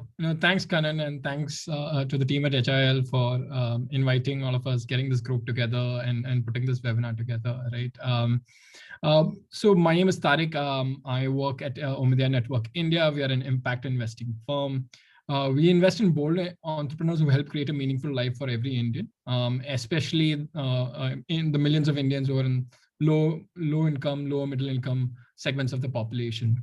So we're interested in ODR because we believe accessible, affordable, and efficient dispute resolution mechanisms is a very important pillar for an inclusive society or even just a thriving economy, right? So I think, and while court-focused judicial reforms are very, very critical, you need to start looking beyond the courts to actually serve the millions of users who need affordable dispute resolution mechanisms. And what we really need to do is create a private market for dispute resolution. We need to create an ecosystem that's outside the courts too. And what we've seen, again, just what we are excited about is ODR startups have been able to resolve disputes at scale at probably about 60-70% less cost and time than the courts have been able to. And that's something that we're sort of very excited by. And over the last 3 years, we've done a bunch of things to kickstart the ecosystem in India. One in 2018, we partnered with this org called Agami to set up the online dispute resolution or EADR challenge, which ended up seeding an ecosystem of startups trying to solve the problem, about 10 to 15 startups. Then we also worked with the government of India, Niti Aayog, which is a policy think tank within the government, to really get the policymakers excited and on board about that. And more recently, we also sort of closed a seed stage investment in one of the leading online dispute resolution players called Resolve 360. So we've been trying to use various tools to try and drive change in the ecosystem. And I think ODR is really at a interesting inflection point, right, where we've got enough proof that this is working. Now it's just about how do we make this mass market? How do we make ODR the first port of dispute resolution? And this group coming together is really at the right time for folks to really exchange learnings and learn about what's really happening around the world. But yeah, that's it from me. Back to you, Kan. Fascinating. Thank you so much, Tariq, and very interesting to know how the whole ecosystem is galvanizing in India and the role investors and ecosystem players such as Agami government are playing. Now we hear from Laura, the innovator herself, who is working in this space in the Netherlands. Laura, your opening remarks, please, including your introduction. Thank you, Kanan. Yes, my name is Laura Kistemaker, and I'm co-founder of Justice for Two, and we developed Uitelkaar.nl, a one-stop shop for divorce, so to say. We've been running and expanding the platform for about 5 to 7 years now. And actually the platform exactly meets the definition that you were just giving us, Kanan. It enables people to get agreements on all the issues that need to be decided on during a divorce, and to get the divorce formalized at court as well. So it guides the divorcing couple through all the steps, offers information, negotiation, mediation, and all other support that is needed. And maybe one preliminary remark in terms of how you could, how one-stop shop dispute resolution or ODR can be operated. I think that when we talk about OSSDR or ODR, we can identify 3 different types. There's the type of the dispute resolution built and run by governments or courts, like the Civil Resolution Tribunal in BC. Shannon Salter, the former chair of the CRT, was part of our working group. And then there's the type of the OSSDR in which the software is developed by private parties and then bought and staffed by courts or government or semi-government bodies, such as Resolve Disputes Online, which was also who are also part of our working group. And then thirdly, I would say there are the private entities that develop OSSDR and simultaneously provide the services within the OSSDR, like we do. And I also believe, like the startups that Tariq is mentioning are doing, I think that they might also fall in this category. And then in this type, you could form public-private partnerships to link the private OSSDR with the public justice system. And well, the experiences that I can share are within this third type. So being an entrepreneur and interacting in that capacity with the justice system. Super interesting. Sorry, I didn't mean to interrupt.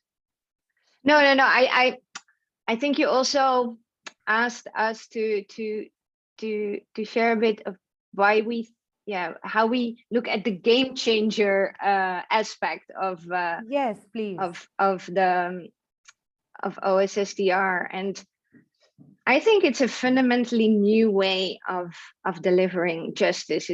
It's putting the problem and the solution that people are seeking for that problem at the forefront, and not the existing justice or legal institutions that are there. So it's really thinking from the other way around. And it also fundamentally interacts differently with people. It interacts in new ways. It brings justice close to people, very physically, in the sense that things can be done outside of the court, outside of the lawyer's office, namely from someone's home or a community facility. And I think a game changer is also that it brings new players to the scene, right? The entrepreneurs, the innovators, people with clearly different backgrounds than law, who can also offer meaningful solutions. And I also think it's a game changer because it can be cost effective. It can keep the justice system affordable. It's clearly not about automating or digitizing the existing leading procedure or processes. It's about reshaping the justice experience, and that's why it's a game changer, in my opinion. Fascinating. Yeah. Thank you, Laura. Tariq.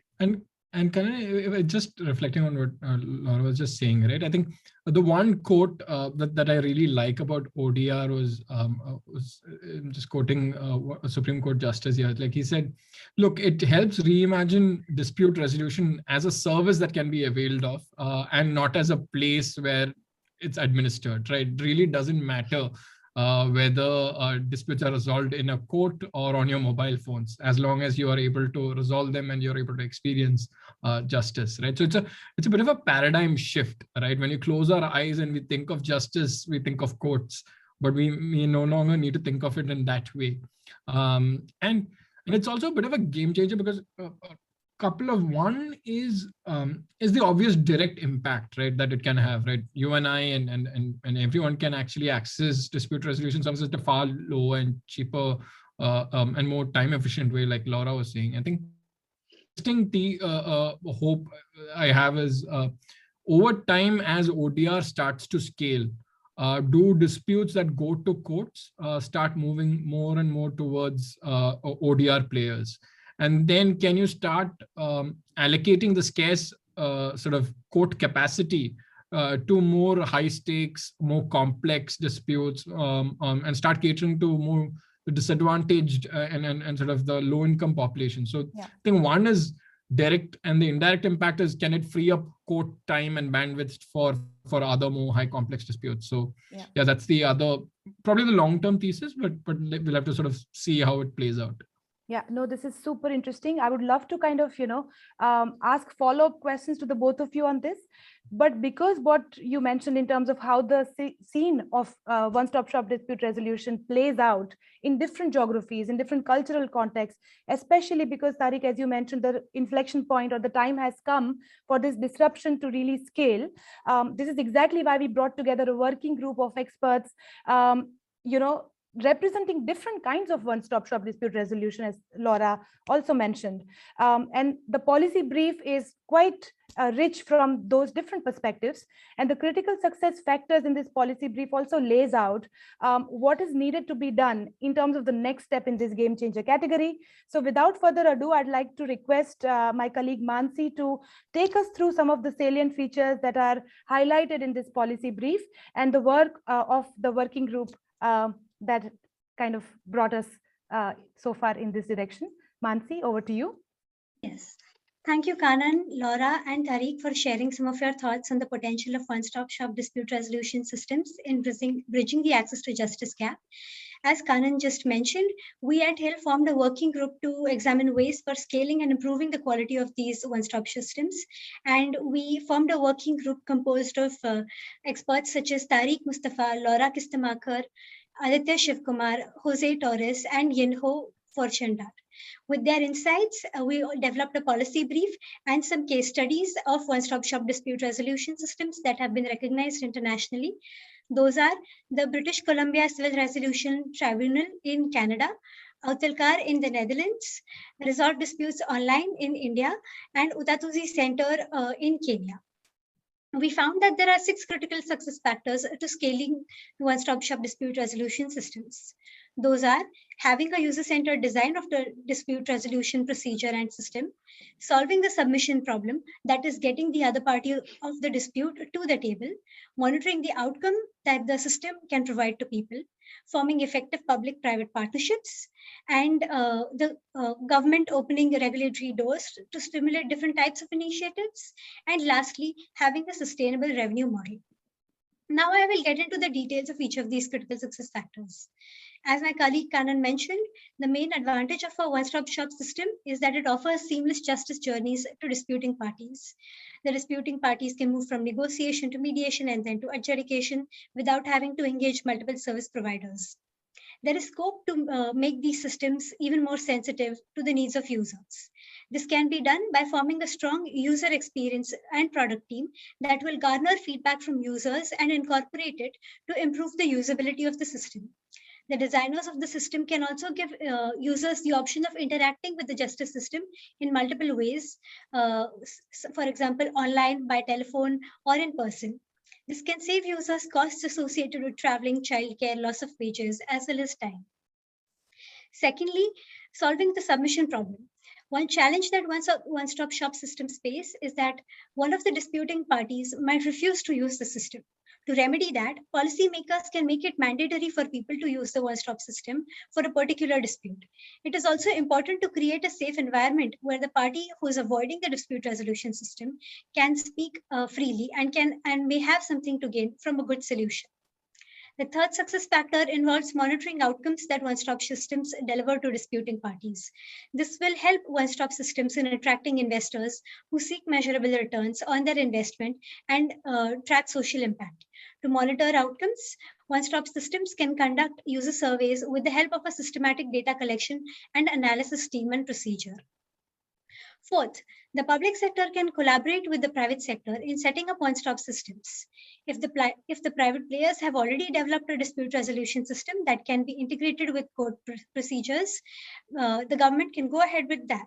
And when doing that, it is important to outline the role of existing legal professionals, such as lawyers and courts. Otherwise, they may oppose the implementation of such a system. Fifth, for one-stop systems to scale, an enabling regulatory and financial environment is needed. To create such an enabling environment, governments can invest in the basic technologies that one-stop shop systems need, after which they can allow private players to participate in setting up the system. They can ensure that the people who using these systems, they can ensure that the people who use these systems can generate revenue and thus realize the returns on investment in research and development. One-stop shop systems must focus on revenue models as well. The revenue models that are likely to work for these systems are fees proportional to the settlement value of the dispute, having an annual subscription fee with a diverse plan options based on customer requirements, and thirdly, an insurance model where where the counterparties to contract to the dispute can pay an annual premium to the dispute resolution system, and in return the service provider ensures that the dispute whenever it arises is resolved without any additional cost. I hope with this overview of the critical success factors, we have been able to attract our attention to this game-changing innovation. If you would like to learn more about it, you can refer to our policy brief. With that said, let's go back to the experts and hear what they think about them. Kanan, over to you. Super. Thank you so much, Mansi, for this brilliant overview of the policy brief. Experts, now your turn. Would love to know which critical success factor really resonates with you from what Mansi just presented. I'd love to go to Laura first and ask her, as an innovator, what does she think of these critical success factors? Well, the two critical success factors that are very close to what we do is the user-centered design and the monitoring of outcomes. That resonates because we are working on that every day with the team. That's what we focus on, and that are in our own control. The other critical success factors that we I'm sure also discuss a bit further are those that we need to interact with government, and where we are not always able to steer the decision making. But here with we are in charge of how we develop our own products. So users have been part of our initial design process from the start, and have been our most important source to decide on further product or service development. And we make use of extensive questionnaires that everyone gets, all our clients, and of which the outcomes are automatically integrated in dashboards that we use, and in which we can make different correlation and draw conclusions from. We also do regularly in-depth interviews with users, and we have, for example, a standing online community that we can call upon every time that we are wondering about, should we develop this functionality a bit like this, or like that. So we have all these ways in place to make sure that we keep our user-centered focus, by which we are monitoring the outcomes of how people experience it. So those are the most close to our heart, I would say, but all of them are important together to make our solution a success. Very interesting. Tariq, how do you see this from the investor perspective? I remember talking to you about the trust ingredient as well. So if you can also mention a little about that. But yes, which critical success factor stands out? Yeah, it's sort of very hard to pick a factor. I think it's called critical success factor because all of them are quite critical. But if I just sort of step back and ask, look, what is it that's important to sort of scale sort of ODR, right? Like, and I'll sort of answer this question at two levels. One is there's an ecosystem level, right? Where I think Laura and sorry, Mansi alluded to it in terms of the submission problem. Often it's not just maybe both parties don't want to resolve through ODR, right? Like, so I think, while ODR is a conceptually sound solution, whether it will remain an idea on paper or, whether it will really create catalytic impact will just depend on one thing and one thing only. And that is, look, do citizens and businesses trust it to resolve disputes for them, right? It's really just about that, right? Until we crack that, it's going to just remain an idea in our heads. And I think the limited 3-4 reasons. One is just lack of awareness. I think most of us, we don't know about ODR. Like, second, you don't have friends or colleagues who've resolved disputes through ODR. So even if you know about it, like, you're not willing to trust a high stakes decision on something that is upcoming, right? I don't think any of us will. And finally, look, there's always this thing, oh, this is outside code. Is it really enforceable? Those sort of issues come up, right? And as an ecosystem, if we need to fix it, like whether it's investors, philanthropic funds, etc., or like just generally change policymakers, right? Like, we need to sort of increase the number of pilots and experiments that are happening, right? Like, as I think Laura in her case study also sort of mentioned, right? Like, we need to target maybe low value, high annoyance disputes, right? And try and do a lot more of that, build successful models around that. And that's going to be critical. Second is, again, similar to Laura's point, but we need to document success stories because we need to tell the market that this is actually happening. It's actually resolving, right? So I think that's important. One is for learning for us as people in the ecosystem, learning for innovators. The other is to even sell to the consumer, right? And say, look, this is.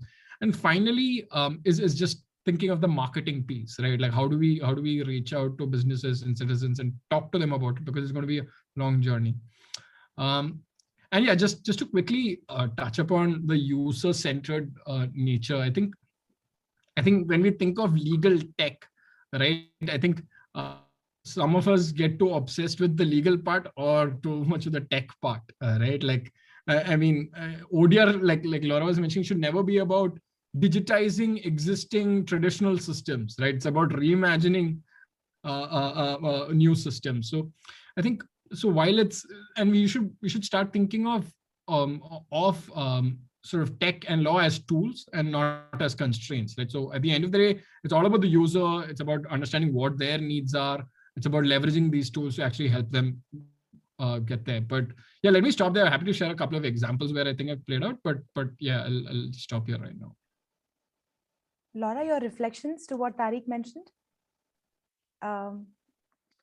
Yeah, I think the trust is a key key element in this. In the policy brief, making the route through OSSDRs mandatory is mentioned as a way to solve certain barriers, and I agree that would ensure that OSDRs become a part of the justice system landscape. But I think that is also kind of the end game, and it's the question how we get to that end game, and what we do in the meantime. Of course, there are already examples like the CTR in British Columbia, where it's the mandatory platform for for certain types of disputes, and that works very well. But from my experiences so far, it's not very likely that OSSDRs will be made mandatory soon in legal areas where lawyers and judges traditionally have played a large roles. For example, in areas where there's no option to self-litigate, or like in the Netherlands, where it's you're obliged to have a lawyer to file your divorce. So understandably, lawyers will not surrender that monopoly that they have there easily, even when they are given a role in that OSSDR, like we also do, because in essence, it means sharing that role with other deliverers of justice. And the thing is, of course, that as an entrepreneur, you cannot wait and sit around until governments fully embrace OSDRs or make it mandatory, or and then there's the risk that a lot of the innovative and power and the experience and all the data about what works gets wasted, because the business model side, which was the sixth critical success factor, fails. So the case study of Resolve Disputes Online, one of the working group members, was that entrepreneurs then needs to pivot. So they changed their model to becoming a software provider. So I would say we need to look at alternative strategies or strategies for the meantime. And what we are working on, or try to stimulate the government in doing, is to actively promote the OSSDR route as a viable alternative for the classical lawyer services or ADR mediation, and then simultaneously monitor the outcomes of all those routes, so you can communicate it back to those seeking solutions, and then in a way of diagnosis, you could find out, you can tell this couple, for example, that wants to divorce, well, your case is suitable for either ODR or a lawyer, but the cost of the first options are this, and the cost of the other option are that, and the average length of the procedure is such and such, and this is what people who walked both routes have experienced. And then I believe that this would make the market of legal solutions far more transparent than it currently is.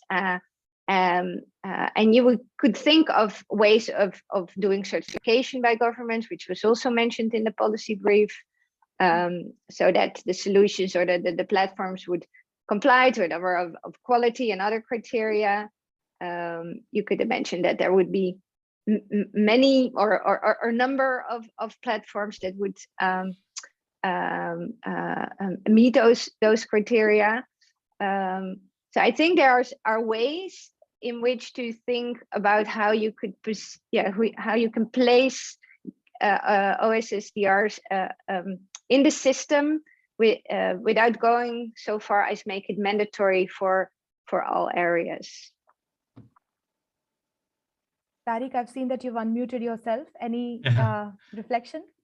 Yeah, I think just one quick thing on this, making it mandatory, right? One is whether it is possible.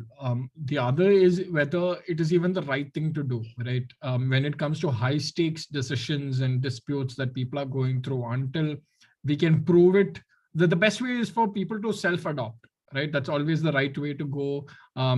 You don't want to be in a position where you're too early in the cycle of the ecosystem and you make it mandatory, but the model, it's not as working effectively as you want it to be, right? So I think especially in an ecosystem like India, we should be careful about that. It should be a slightly more, you have to sort of work with the ecosystem, build trust, and that's how adoption should happen, is my sense.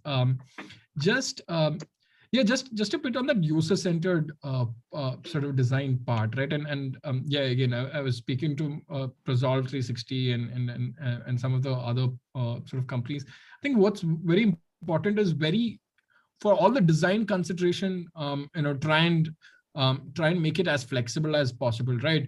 is the user open to resolving disputes asynchronously, or do they want it to be synchronous? Like, are they open to resolving disputes through arbitration, or do they want documents only arbitration, or they want oral hearings? Are they willing to resolve negotiated disputes on WhatsApp, or do they really want a human neutral? Right? Like, is the neutral, could it be anyone? Could it be, or do they really want a judge, like a retired judge? And it's very hard. We are so early in the cycle, you can't really say this is what will work. So you got to almost, I think, co-create with your users. You should go with this, and you should just constantly, over time, it will get standardized depending on the culture, the incentives of that particular geography. But you need to go in with that sort of approach, right? Because we really don't know what the final sort of type will look like. I think that's an important part to look at. No, of course, and the spectrum is quite wide, and also depends on the culture and the context where the OSSDR is being offered. And of course, we have tried our best to highlight that in the policy brief, but more conversation is needed. I know that we are running out of time here. This is such an interesting conversation to continue.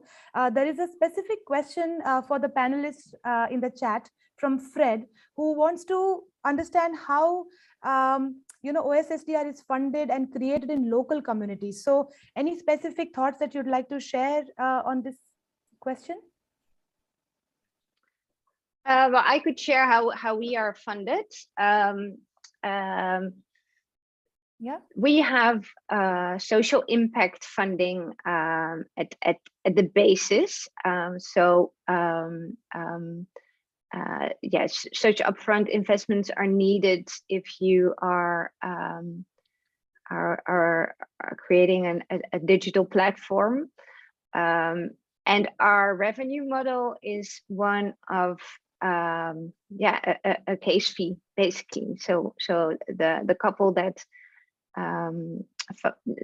starts working on their divorce, they pay a certain fee, which is split into two. So first they pay a low amount so they can still orient themselves and see whether this is the way they want to go. And then at some point they pay the rest of the fee. And because we have a public-private partnership, so to say, with the Dutch Legal Aid Board, we can subsidize people with low incomes. So those that fall under a certain income level, they only pay a very small own contribution, and we get the rest from the Dutch government. So these are the revenue streams, and we are funded by social impact investors.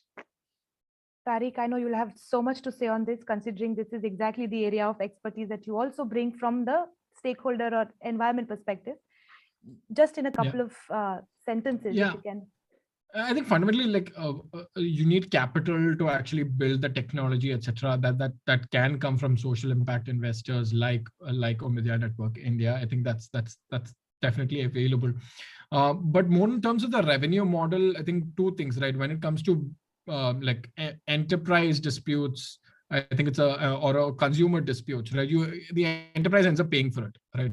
You have that option. But when it comes to more, let's say, citizen to citizen disputes, I think the model that Laura mentioned is where you sort of end up splitting the costs, some of it after closure.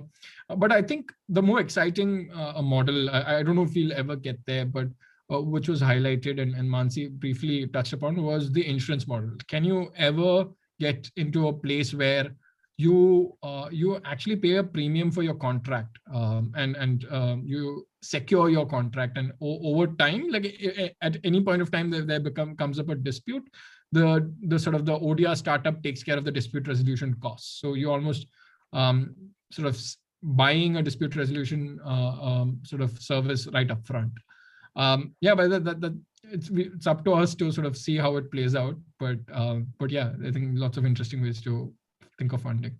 Yeah, of course, there's so much happening in this space, and there are a lot of kind of use cases to follow and understand from as to how OSSPR is shaping up in different jurisdictions. And the important point is that we have to keep this conversation going and keep this movement progressing. So just, your concluding remarks on, if again you had a magic wand or something that you could do, if that was something that was possible, what would be a couple of things that you'd like to continue to work on in this space? First Tariq, and then concluding remarks from Laura. Yeah, what I would do if I had a magic wand, what I will do is get government departments and a few large corporates to commit a small share of the disputes, but do it in a structured environment where you can actually monitor the resolution of disputes. You can document success stories. You can actually capture that data. I think when you have large, credible players committing even a fraction of disputes, it brings in trust. Like, I mean, I look at a government and say, look, okay, you guys are resolving through this, it must work. I'm willing to resolve my dispute. So I think that's the important part to sort of bridge. I think the rest of the pieces will get resolved over time. Well, if I would have a magic wand, yes, I think that would be to find a way to let the users of the system speak to those who are creating the rules. That's I wouldn't be. I'm not sure how to do that, but that would be the trick that I would wish. That is so well said, Laura. And I think that really sums up this entire webinar on, focusing on the users and let them kind of, have the best solution to their justice problems. So I think this is really well summed up.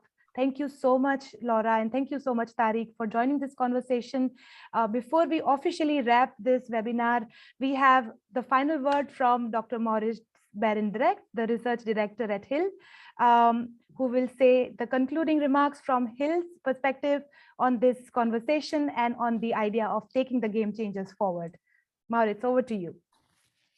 Thank you, Kanan. Thank you, panelists.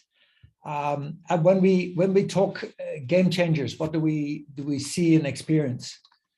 I think we get a glimpse of next generation justice services, and in a way they're very familiar.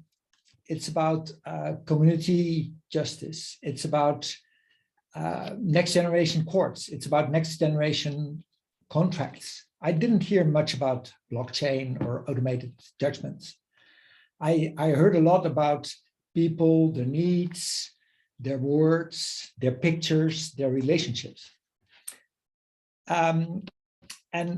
If we can show the slide, I want to zoom in on three elements of what we are doing here. Marcus Manuel mentioned, and I want to pick up in his words, that we are taking the hard work of frontline justice workers seriously. How we take here with the game changers, we take people law as serious as work in law firms or in top level Supreme Courts is taken serious. And we do this by really using systematic R&D and innovation. Our panelists do not wait for case law and new legislation. They take the future in their own hands. They develop step-by-step dispute resolution. They draw, they design, they work on outcomes for people. They drive down the costs. They reinvent the relationship between private services and the government role. They work from survey data, they standardize. So at taking the frontline justice workers seriously can be done in that way. And let's look at the enormous benefits for citizens that could be around the corner, that could be the end game in Laura's words. If we do a little math and we assume that user-friendly contracts can prevent 30% of conflicts, if we can let community justice services and online platforms improve self-help so that people don't solve 30% of the conflicts by themselves, but 50%. If we then can bring them to a streamlined mediation services, which has an average resolution rate of 60% now already. If we then follow the line and bring the remaining disputes to a user-friendly court that decides 60%. If you do the math, then it's easy to reach resolution rates of 8%, 80% and much more. And the benefits of that can be enormous in better relationships, better health, more productivity, more trust. And let's do this systematically. Or do we really bet on the individual lawyer doing pro bono, or the individual judge starting a pilot, or making one brilliant judgment? Let's look at scalability in a systematic way. Let's also, and that's my final point, reflect on where we are now in March 22. Our friends in Ukraine from Avodox and our colleague Dima from Kiev are literally defending the rule of law and democracy. They're defending it against autocracies that are not people-centered and who are promoting rule by big men instead of rule of law. We should do perhaps more than defend our current way of doing democracy and rule of law. We should innovate, we should strengthen, we should research, we should develop. In my mind, community justice services, one-stop dispute resolution and courts and user-friendly contracts are also the weapons of democracy and justice. And they can help to bring on board people that now see law as a tool of power and that may turn to populist. We have to fight in order to make justice available to all. We have to join forces. We have to form coalitions. That's what we spoke about today. We have to find resources. We have to scale harmony and peaceful resolution of conflict, because that's what we're talking about today. And we have to applaud the panelists and the big teams that worked on the innovations that are described in the 12 cases, who do the real work, and as Marcus also mentioned, who we really have to honor and see and bring forward. They lead us in this fight, the fight for finding a way forward in democracy and rule of law. And they identified the critical success factors and let us help them to be successful. Back to you, Kanan, and thanks for your great facilitation of this session on behalf of HiiL. Truly grateful, Maurits. Thank you so much. And also for these really inspiring words to end this conversation. If you want to stay updated about HiiL's work, to all the panelists who joined us and participated, please go to our website and subscribe to our newsletter so that you can keep updated with the work that we continue to do on Gamechangers, of celebrating the innovators and the work that they do on the ground, and continue to create the movement to make people-centered justice happen. Thank you, everyone. The webinar is now closed, and we look forward to coming up with more conversations similar to this in the near future as well. Thank you very much.